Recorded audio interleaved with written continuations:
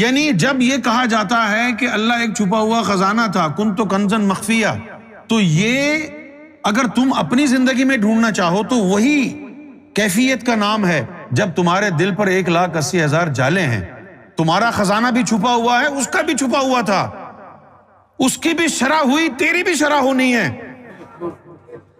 اس کی بھی شرح ہوئی تھی نا، تبھی اس کی چیزیں باہر آئی تھی، تبھی وہ الہ بنا تھا، تبھی غفار بنا، کبھی رازق بنا۔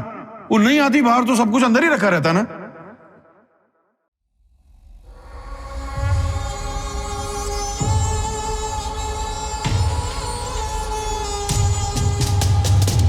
تو اللہ تعالیٰ نے وہ تو چھپا ہوا خزانہ تھا، چھپا ہوا خزانے کا مطلب کیا ہوا؟ Just for the heck of understanding it, کہ جیسے را مٹیریل ہوتا ہے، چلو باقی سب کو چھوڑو، جیسے آٹا، چاول، دال، گوشت، گرم مسالے، گھی، تیل، یہ سب الگ رکھے ہوئے ہیں، تو یہ انگریڈینٹس کہلائیں گے نا، ہے نا، یہ انگریڈینٹس کہلائیں گے۔ تو پھر جب آپ ان سب کو ملا دیں گے تو پھر یہ جو ہے کوئی سالن بن جائے گا، قورمہ بن جائے گا، حلیم بن جائے گا، نہاری بن جائے گی، مکس ویجیٹیبل بن جائیں گی۔ اسی طرح اللہ تعالیٰ کی تمام صفات اس کے اندر انکلوزڈ تھیں، ایک را مٹیریل کی طرح، سب کچھ اس کے اندر بند تھا۔ برا نہ لگے تو کہہ دوں ایک بات، تم جب اوپر جاؤ گے نا تو تمہیں کیا پتہ چلے گا؟ یہ تو وہی جگہ ہے، گزرے تھے ہم جہاں سے۔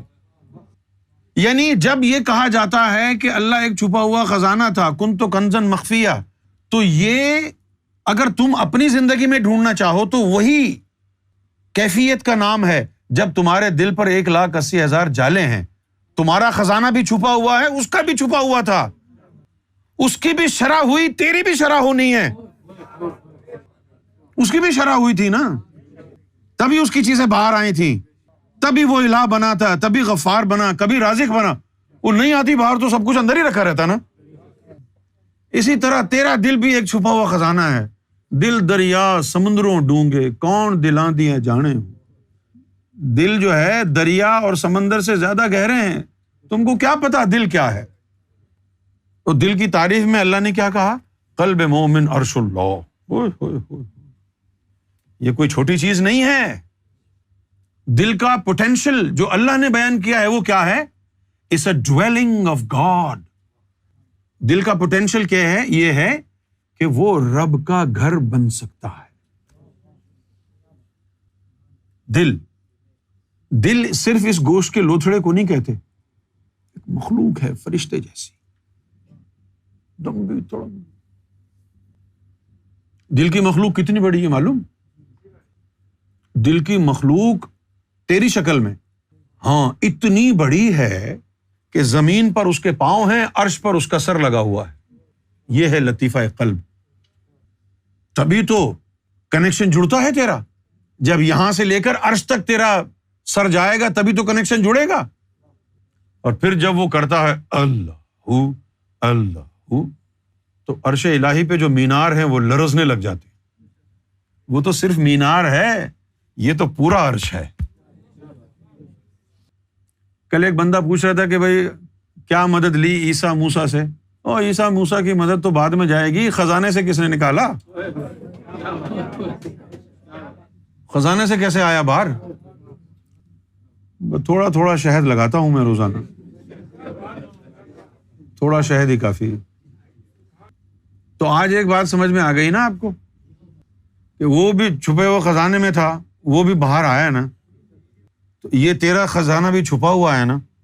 مولا علی نے فرمایا کہ اے انسان، تو اپنے آپ کو بڑا چھوٹا سمجھتا ہے جبکہ پورا جہان تیرے اندر بند ہے۔ مولا علی نے فرمایا تیری بیماری بھی تیرے اندر ہے اور اس کا علاج بھی تیرے اندر ہے، لیکن تجھے پتا نہیں۔ تو کون بتائے گا؟ اب بتائے گا وہی جو تیل لینے کو جائے گا۔ بھائی تیرے اندر خزانہ بند ہے، یہ کون بتائے گا؟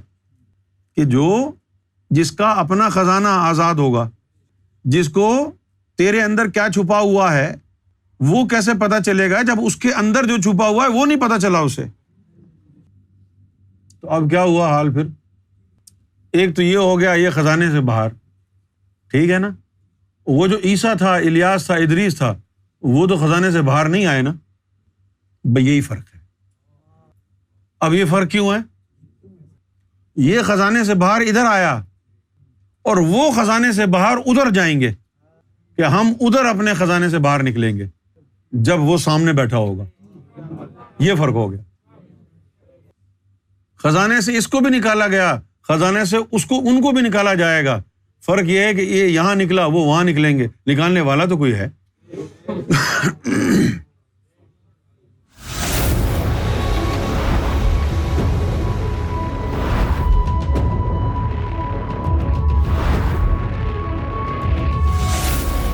Amra TV, the place to connect with God.